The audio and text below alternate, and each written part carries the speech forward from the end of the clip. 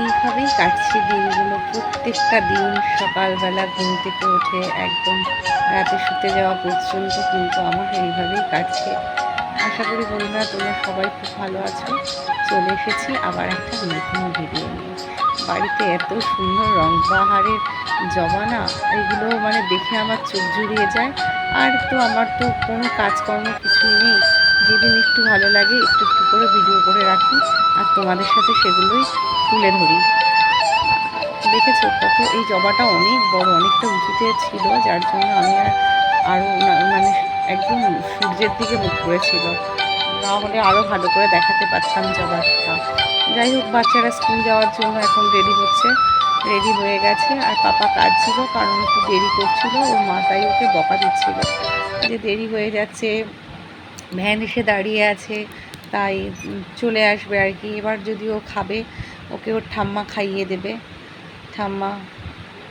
আর আমাকে যেই দেখে না যে আমি ফোনটা ধরেছি, দেখো যেই দেখতে পাবে, তুমি আবার ভিডিও করছো। ও ভিডিও করা একেবারেই পছন্দ করে না, তাই কিন্তু আমি তো এগুলো সব একটু একটু করে স্মৃতি হিসেবে ধরে রাখি।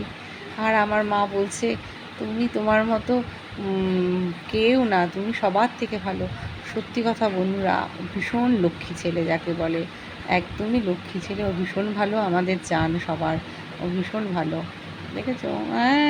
এবার ও যেই চলে গেল, এবার কিন্তু দুষ্টু, মানে ওই ভ্যানেই আবার দুষ্টু স্কুলে যাবে, ওকে দিয়ে আসবে তারপরে। আর আমার মেয়েটাকে নিয়ে আমার যে চিন্তা, যে ওর ওকে একটু যত্ন করতে পারছি না ভালো করে।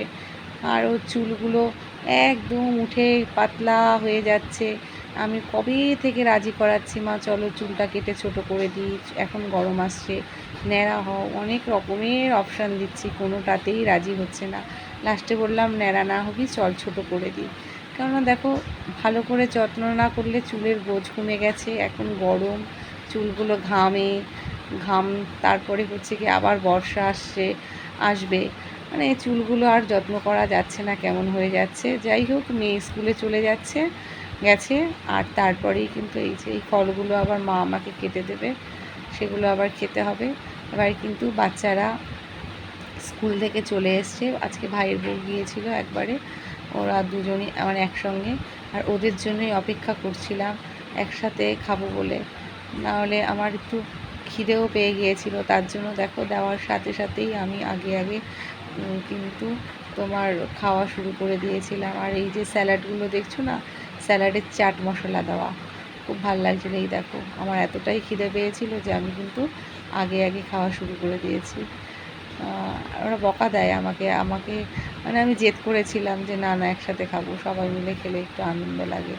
আর প্রত্যেক দিন তো বেশিরভাগ চিকেনটা আমার মা করে, কারণ মায়ের হাতের চিকেন নামকরা, সবাই ভালো খায় আমাদের বাড়ির যত সবাই আছে, ইভেন আমাদের আত্মীয়রা মায়ের হাতের চিকেনটা খুব ভালো খায়, যার জন্য। আর আজকে মা চিকেনটা রান্না করেনি, আজকে আমার ভাইয়ের বউ করেছে। আর ভাইয়ের বউর হাতের রান্নাও খুব সুন্দর, আর দেখেই তো বুঝতে পারছো কতটা ইয়ামি হয়েছে, খুব টেস্টি হয়েছে।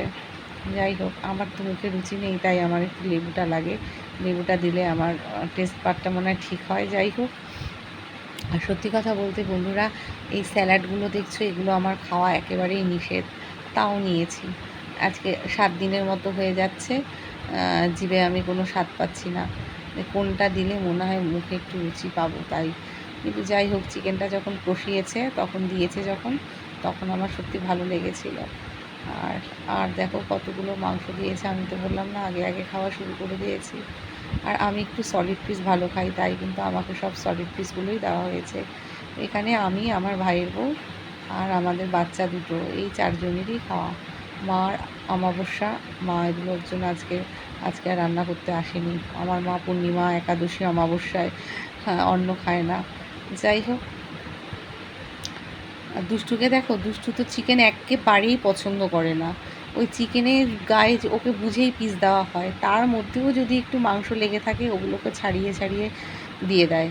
ও একদমই মানে করে না। কিন্তু চিকেনটা বলেছে টেস্ট হয়েছে, মা কে বানিয়েছে, মিমি, ভালো হয়েছে। যাক, তোমাদের কেমন লাগলো জানিও।